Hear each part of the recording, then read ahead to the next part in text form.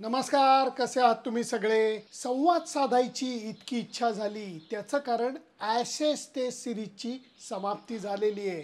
2-2ची बरोबरी झालेली आहे आणि एक जो सामना मँचेस्टरचा पावसामुळे इंग्लंडपासून लांब गेला त्याची हुरहुर मनात लागून राहिलेली आहे. या ॲशेस टेस्ट सिरीजकडनं खूप अपेक्षा होत्या आणि मी तर असं म्हणेन त्या सर्व अपेक्षा या सिरीजने पूर्ण केलेल्या आहेत.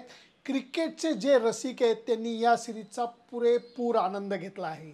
एकीकडे असं वाटतं की इंग्लंडनी ही सिरीज 4-1 जिंकली असती. पहिला कसोटी सामना जो इंग्लंडच्या संपूर्णपणे हातात होता तो ऑस्ट्रेलियाकडे गेला कसा की ऑस्ट्रेलियाने तो खेचला कसा या गोष्टी अजून आपल्याला कळत नाही आहेत. इतका तो सामना इकडनं तिकडं हलताना आपल्याला दिसला. दुसऱ्या कसोटी सामन्यामध्ये सुद्धा इंग्लंडकडे सामन्याची दोरी होती. ती दोरीची पकड त्यांनी ढिली केली आणि त्याचा फायदा ऑस्ट्रेलियाने घेतला आणि 2-0ची आघाडी घेतली होती. ह्याच्यानंतर महत्त्वाची गोष्ट, इंग्लंडच्या कोणत्याही फॅननी आमच्या संघाची लायकी नाही, आमचा संघ नेहमी असाच पचकतो, ऑस्ट्रेलियाविरुद्ध तर हमखास पचकतो, 2-0 बरोबरीनंतर आता हे परत येणंच शक्य नाही वगैरे अशी गोष्ट कुणीही केली नाही. हे कृपा करून लक्षात घ्या. आणि त्याच्यानंतर इंग्लंडनी जे पुनरागमन केलं ते स्पेक्टॅक्युलर होतं. संपूर्णपणे सामन्यावरती वर्चस्व ठेवत आणि त्यांनी ज्या ब्रँडचं क्रिकेट खेळण्याचा वादा केला होता तो वादा निभावत त्यांनी या सिरीज खेळलेली आहे, म्हणून त्यांचं कौतुक वाटतं. ह्यावेळेला त्यांनी सामना जिंकण्यासाठी आपल्या खेळामध्ये बदल जास्त केले नाहीत. खेळामध्ये एंटरटेनमेंट म्हणजे आनंद घेणे आणि आनंद देणे या गोष्टीकडे भर दिला आणि त्यामुळे प्रेक्षकांनी या सिरीजचा पुरेपूर आनंद घेतला. शेवटच्या कसोटी सामन्यामध्ये स्टुअर्ट ब्रॉडनी आपली निवृत्ती जाहीर केली सर्व प्रकारच्या क्रिकेटमधनं.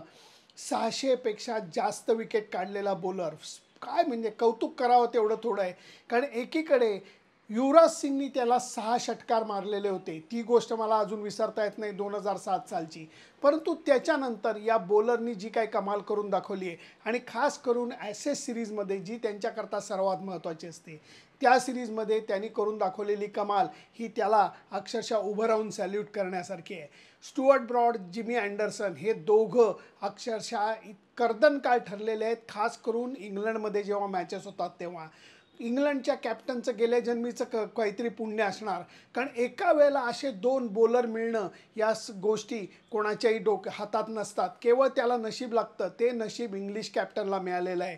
जिमी अँडरसन अजूनही निवृत्त व्हायची भाषा करत नाही आहे. म्हणायला गेलं तर या ॲशेस टेस्ट सिरीजमध्ये त्याचा परफॉर्मन्स खूपच खराब झाला आणि त्याच्या बॉलिंगमधला जो डंख होता, स्विंग होता, त्याच्याकडे स्पीड जास्त कधीच नव्हता, परंतु त्याच्याकडे जो स्विंगचा ताबा होता तो स्विंगचा ताबा, टप्प्याचा ताबा हा त्याच्याकडनं गेलेला दिसतोय. पण तरीही तो हार मानायला तयार नाही आहे. स्टुअर्ट ब्रॉडनी निवृत्ती जाहीर केली. शेवटच्या टेस्ट मॅचमध्ये शेवटच्या 2 विकेट या त्यांनी घेतल्या आणि त्यामुळे एक फेरी टेल ज्याला म्हणतात स्वप्नवत शेवट हा त्याच्या कारकिर्दीचा झालेला आहे. त्यांनी खेळलेला शेवटचा बॉल सिक्सर त्यांनी मारलेली आहे. त्यांनी टाकलेला शेवटचा बॉल ॲशेसमधली विकेट मिळालेली आहे. ती विकेट सामना जिंकून देणारी विकेट होती. या सगळ्याच गोष्टी अक्षरशः स्वप्नवत वाटतात, परंतु याच्यावरती स्टुअर्ट ब्रॉडचा संपूर्णपणे हक्क आहे असं मला वाटतं. बेन स्टोक्स आणि त्याचा जो प्रशिक्षक आहे ब्रँडन मॅकलम यांनी या संघाची जडणघडण अशी काही केलेली आहे की विचार बदला आणि तुमचं आयुष्य बदलेल असं जे संतांनी सांगून ठेवलेलं आहे जणू काय त्याचा पाठपुरावा ते करतायत. आता मला खरोखर प्रतीक्षा लागली जानेवारी फेब्रुवारी कधी येतोय, कारण ही इंग्लिश टीम जेव्हा भारतात येऊन टर्निंग ट्रॅकवर खेळेल तेव्हा ती कशी खेळेल आणि कसा परफॉर्मन्स करेल याची उत्सुकता मला आत्तापासून लागून राहिलेली आहे. पण ॲशेस टेस्ट सिरीजचं कौतुक करावं तेवढं थोडं आहे. त्याचं कारण या टेस्ट सिरीजनी सर्व प्रेक्षकांना खूप एंटरटेन केलं. असं क्रिकेटची नशा दाखवली की ज्याला तोड नव्हती. त्यामुळे वेल प्लेड इंग्लंड, वेल प्लेड ऑस्ट्रेलिया, 2-2 बरोबरी एका अर्थाने परफेक्ट वाटते. आता उतरूयात भारताच्या शेवटच्या वनडे सामन्याकडे.